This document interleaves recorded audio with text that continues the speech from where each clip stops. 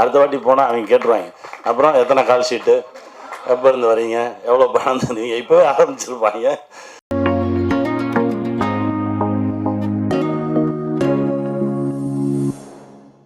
ரொம்ப ஷார்ட்டாக ஆரம்பித்து படக்குன்னு முடிஞ்சிருச்சு. இவ்வளோ வேலை பார்த்து ரொம்ப நாள் ஆச்சு. ஏன்னா நான் கொஞ்சம் சொகுசாகவே தெலுங்கு போனதுக்கப்புறம் ஹீரோ வரும்போது தான் நம்மளை கூப்பிடுவாங்க. ஸோ 11 மணிக்கு தான் போவோம்.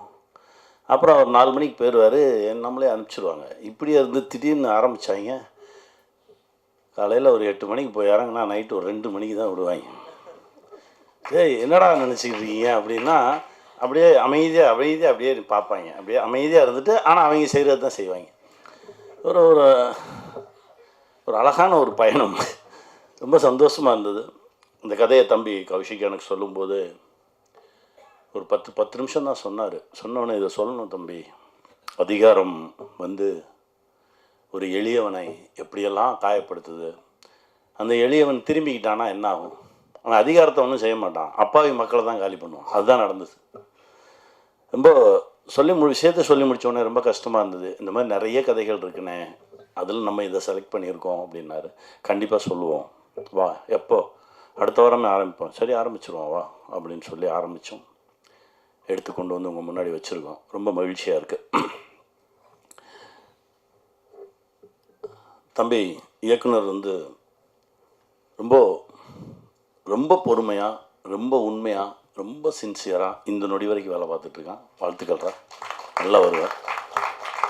அவனுடைய டீம் சொல்லணும், வாங்கடா எப்போ தெரிகிறது வெளியே, எல்லாம் வாங்க. அவனுடைய டீம் வந்து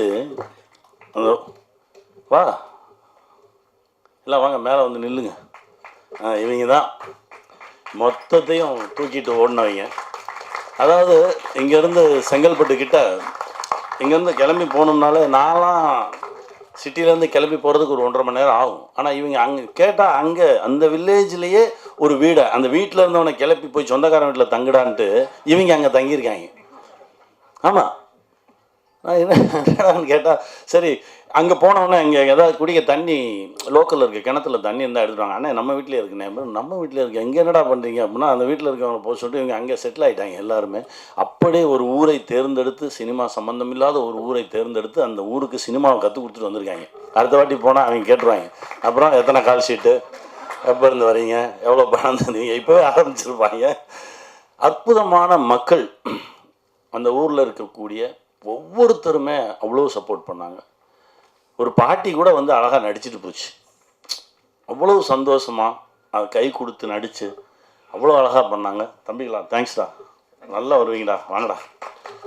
அப்புறம் கே சார், நம்ம தம்பி மோகன் அற்புதமாக, அதாவது எப்படி ஒர்க் பண்ண முடியும் அப்படின்றது ரொம்ப நாளுக்கு அப்புறம். நான் ஸ்மால் ஸ்க்ரீன்லேருந்து வந்தவன், நிறைய வேகமாக வேலை பார்த்தவன். இதெல்லாம் தாண்டி இப்போது அவங்க 2 பேர் பண்ண ஒர்க்கு ரொம்ப என்ஜாய் பண்ணி பண்ணுற மாதிரி இருந்தது. ரொம்ப நல்லா இருந்தது. Thank you sir, thank you.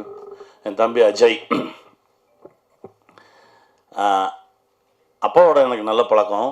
இவரை இப்போ தான் நான் சந்திக்கிறேன். இதுக்கு முன்னாடியெல்லாம் பார்த்தா கை காட்டுவோம், சிரிப்போம், போயிடுவோம். ஆனால் இப்போது இந்த ப்ராஜெக்ட்டுக்கு கூடவே நிற்கிறத பார்க்கும்போது, அதாவது ஒரு தயாரிப்பாளராக இல்லாமல் எல்லாமுமாக இந்த ப்ராஜெக்டுக்குள்ளே கிடந்து இதுதான் எனக்கு அப்படின்னு சொல்லி உழைச்ச ஒரு தம்பி.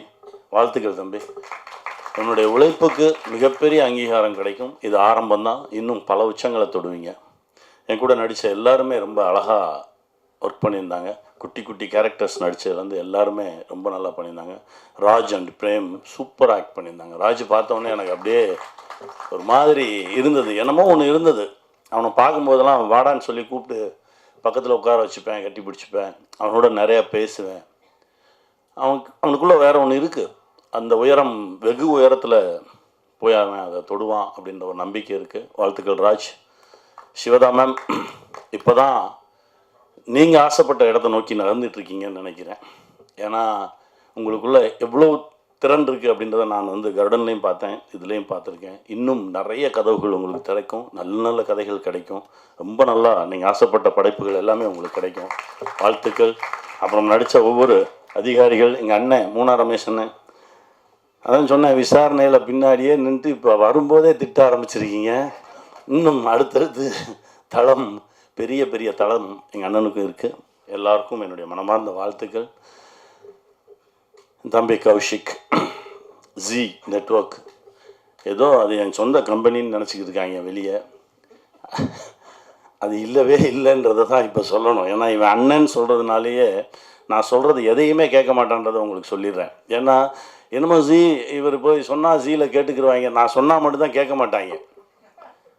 என்னென்னா இந்த நட்பு இவ்வளோ தூரம் ஆழமாக இருக்குது அப்படின்னா இது வரைக்கும் எதுவுமே நான் அவன்கிட்ட கேட்டதில்லை. நான் என் படத்துக்கே போய் நின்னதில்லை.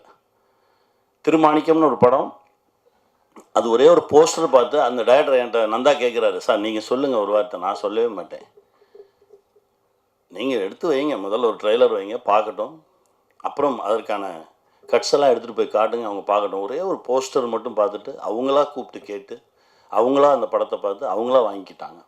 அதுதான்.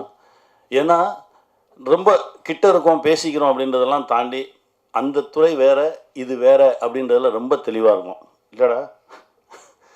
அது ரொம்ப அந்த அந்த தெளிவு இருந்தால் மட்டும்தான் இந்த நட்பு தொடரும். இது காலத்துக்கு இருக்கும். ஏன்னா கௌஷிக் இப்போ தான் சிக்கு வந்தார். கிட்டத்தட்ட ஒரு 25 ஆண்டுகளுக்கு முன்னால் என்னுடைய இயக்கத்தில் நடிச்சிருக்காரு. குட்டி பையன்லேருந்து நான் பார்த்துட்ருக்கேன். அவனுடைய உழைப்புக்கு தான் இந்த உயரம் கிடச்சிருக்கு. இன்னும் மிகப்பெரிய உயரம் இருக்குது கௌஷிக். வாழ்த்துக்கள் என் தம்பி அப்படின்னு சொல்கிறது எனக்கு ரொம்ப பெருமையாக இருக்குது. லாய்ட், இப்போ தான் உங்கள் பேர் அடிக்கடி கேள்விப்பட்டிருக்கேன், இப்போ தான் பார்க்குறேன். தேங்க்யூ. வாங்க வாங்க, நிறைய நல்லது செய்யுங்க. நிறைய ஏக்கங்களோடு தாக்கங்களோடு நிறைய படைப்புகள் இங்கே இருக்குது, எடுத்துக்கங்க. நிறைய நல்ல விஷயங்கள் செய்யுங்க. தடயம் ஒரு உண்மை சம்பவத்தை அடிப்படையாக வைத்து எடுக்கப்பட்ட ஒரு படைப்பு. எடுக்கும்போது ஒரு மாதிரி கஷ்டமாக தான் இருந்தது. என்னடா இது ரொம்ப அழுத்தம், ஒரு சில படைப்பு தான் அழுத்தம். விசாரணை பண்ணும்போது அப்படி தான் அழுத்துச்சு. அந்த மாதிரி உளவியலாகவே அழுத்தின ஒரு படைப்பு. அது நீங்களும் உணர்ந்திருப்பீங்கன்னு நம்புகிறேன். கண்டிப்பாக இந்த படைப்பு மிகப்பெரிய வெற்றி பெறும். அதற்கு உங்களுடைய ஆசைகளும் துணைகளும் எங்களுக்கு வேணும். வெல்வோம். நன்றி.